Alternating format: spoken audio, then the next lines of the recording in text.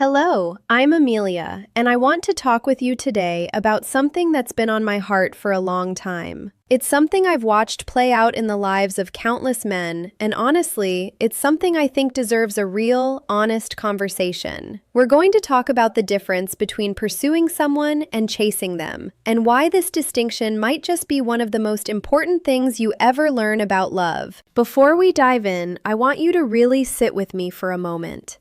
I'm not here to tell you that love doesn't matter or that romance is dead. That's not what this is about at all. If anything, I believe in love more than ever.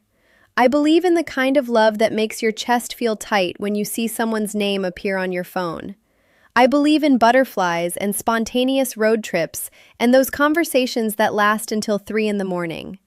What I want to talk about is how we can experience all of that beauty while still honoring ourselves, while still maintaining our dignity, and while still building something real. You see, there's this invisible but massive gap between two different ways of approaching someone you're interested in. On one side, there's pursuit. This comes from a place of confidence and self-awareness. When you're pursuing someone, you know who you are. You understand your own worth. You're interested in her, absolutely, but you're also secure enough to know that your life has value with or without her in it. On the other side, there's chasing. And chasing comes from a very different place. It comes from fear. It comes from the worry that maybe you're not quite enough. That maybe if you just try hard enough, if you just say the right thing or do the right thing, you can convince her to see your value. Do you feel the difference? I think a lot of us grew up watching movies that taught us chasing is romantic. We saw the guy show up at the girl's house with flowers.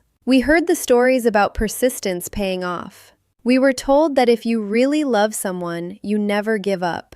And there's some truth in that narrative, but there's also a dangerous half-truth hiding inside it. The movies don't usually show you what happens next. They don't show you the man 6 months later, still trying, still hoping, still checking his phone every 5 minutes because maybe today will be different. Here's what I want you to understand. Healthy attraction doesn't work like a sales pitch. You cannot convince someone to love you. That's actually the most important sentence in this entire conversation. So I'm going to say it again. You cannot convince someone to love you. A woman doesn't start to value you more because you've decided to dismantle your own boundaries. She might appreciate the attention. She might feel good knowing that you're always there, like a safety net she can fall back on whenever she needs someone. She might even love hearing you tell her how amazing she is. But appreciation and love are two different things. They live in different rooms of the heart. What happens when you chase is actually quite beautiful in a tragic kind of way. You think you're building a bridge between two people. You're working so hard, texting every day, planning every date, remembering every little thing she's mentioned, clearing your schedule whenever she calls.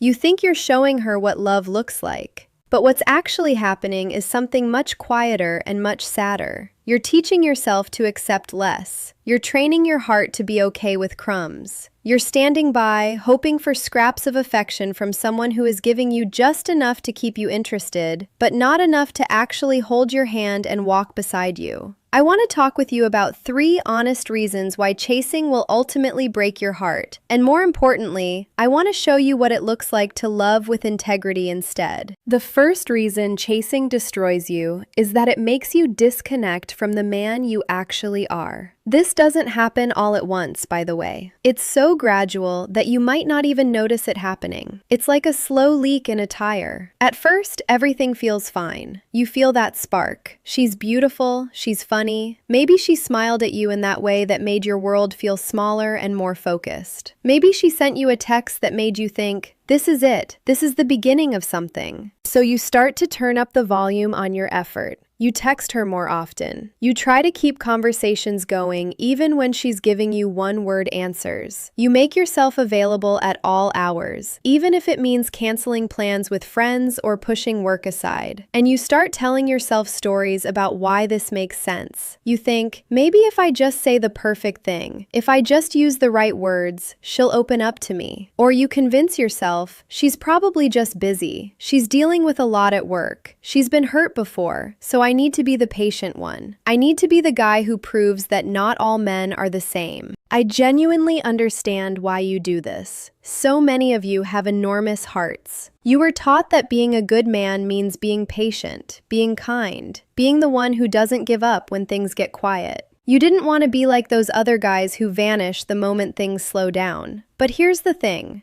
there's a line. And when patience transforms into you ignoring your own feelings, your own needs, your own life, you've crossed it. You know you've crossed that line when her mood starts to control your entire day. If she doesn't text back, you feel like you've failed somehow. If she does respond, it feels like you've won the lottery. There's a massive difference between being happy to hear from someone and needing to hear from them just to feel okay about yourself. If your emotional state is dependent on her phone, you're going to find yourself checking your screen every few minutes. You're going to replay conversations in your head, analyzing every word. You see her watching your Instagram stories, but not responding to your actual message, and your stomach drops.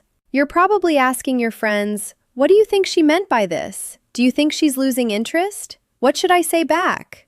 This isn't healthy attraction. This is anxiety. This is your nervous system telling you something is fundamentally unstable here. And the more you chase, the more you abandon your own standards. You tell yourself it's fine that she forgot about the date you planned. You tell yourself it's okay that she only reaches out when she's lonely and needs someone to talk to. But deep down, you know it doesn't feel right. You can feel it in your chest. A man who respects himself doesn't need to chase because he understands that his worth isn't something he has to prove through service. He can be genuinely interested in someone. He can be interested and enthusiastic and romantic. But he's also paying attention. He's watching to see if she's moving toward him too. He's asking himself some very important questions. Is she making space for me in her life? Is she warm with me? Is she curious about who I really am? Does she respect my time? Does she show up when she says she will? If the answer to these questions is no, then you have to be brave enough to stop running. Pursuit says, "I care about you and I want to show you my heart." It's romantic, but it's also grounded. Chasing says, "Please like me even if I have to stop being myself to make it happen."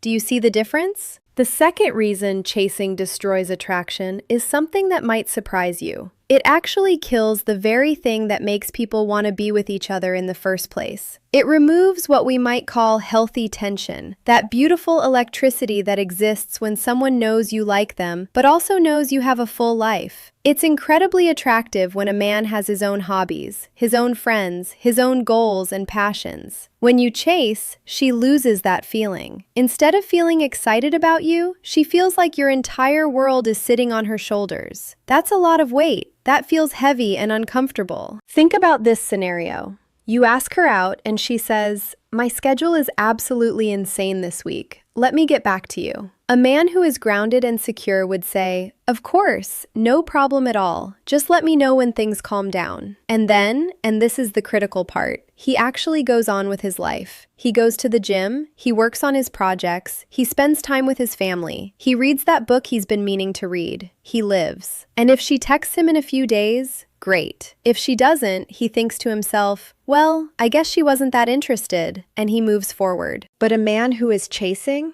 He waits maybe 2 days, and then he texts again. Then he texts on Thursday, maybe Friday, asking if her schedule has cleared up. He thinks he's being helpful and consistent, but what she's actually experiencing is pressure. He's trying to force a yes out of someone who hasn't even said maybe. He's trying to pull someone up who isn't willing to stand. This is the difference between leading and dragging. Leading is like saying, "Hey, there's this amazing party happening. I'd love for you to come. Come if you want to." Dragging is grabbing someone by the wrist who's sitting on the floor and has no intention of getting up. You don't have to do that. If a woman is genuinely interested in you and ready for a relationship, she will help you move things forward. Yes, she might have a busy week. That happens to all of us. But she won't make you feel invisible. She won't make you feel like you're begging for scraps of her time. If she's not showing you that your presence matters to her, if she's not investing even a little bit, then you have to step back. Not to punish her, not to play games, but because you respect your own energy too much to keep pouring it into a container that has a hole in the bottom. That space you create is actually beautiful because it lets her experience what life is like without you in it. Sometimes absence creates clarity, and it also helps you stay calm and see the truth of the situation more clearly. You stop spinning stories in your head about why she's not responding. You stop making excuses for her behavior. You see things as they actually are. And this brings me to the third reason, which might be the most important one.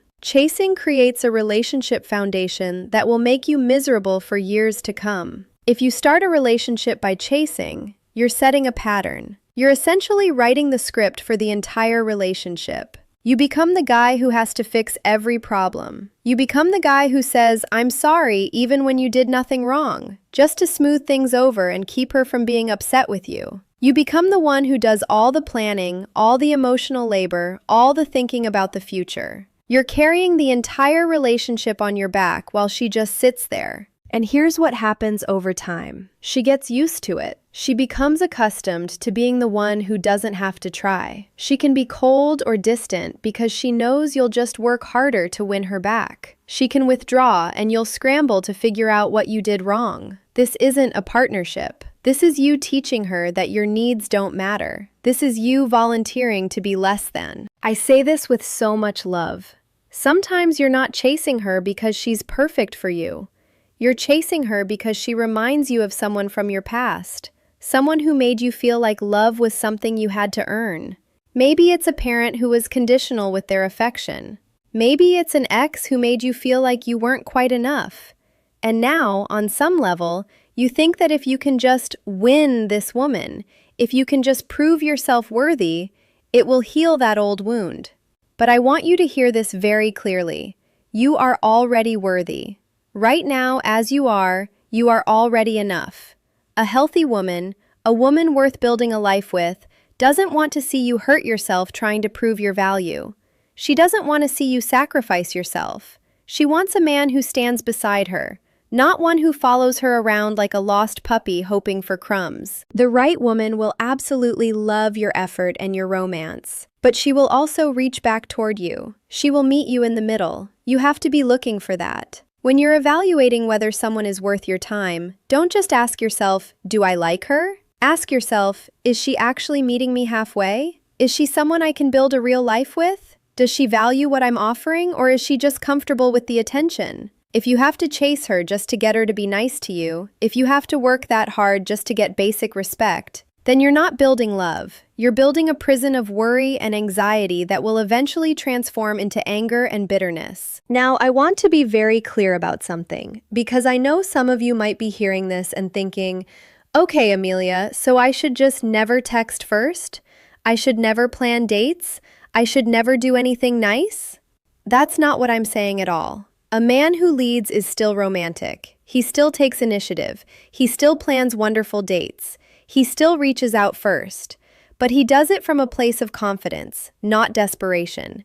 He does it knowing that he's worth her time, not hoping that she'll eventually realize it. He leads, and then he watches to see if she follows. He gives, and then he waits to see if she gives back. He opens doors, and then he observes whether she walks through them toward him. That's how you keep your dignity. That's how you keep your heart safe. If this is resonating with you, if you're feeling seen right now, I want to hear about it. Your comments matter to me. Your stories matter. Let me know what's touching your heart as you listen to this. So, to bring this all together, chasing makes you lose yourself. It destroys the very attraction you're trying to build, and it creates a relationship that will drain you for years. You don't ever need to beg someone to see how wonderful you are. You don't need to convince a woman to be kind or respectful. The right person, your person, will not make you feel like you're auditioning for the role of her boyfriend. They will meet you with their own effort and their own warmth and their own enthusiasm. So be brave enough to lead with clarity and genuine interest, but also be strong enough to walk away if she doesn't meet you there. You deserve a love that feels like a team, not a chase. You deserve someone who chooses you every day, just like you choose her. If you want more support with this, reach out to us. We're here for you. You're always cared for and supported here. I'll see you next time. Keep your head up and remember that you are loved.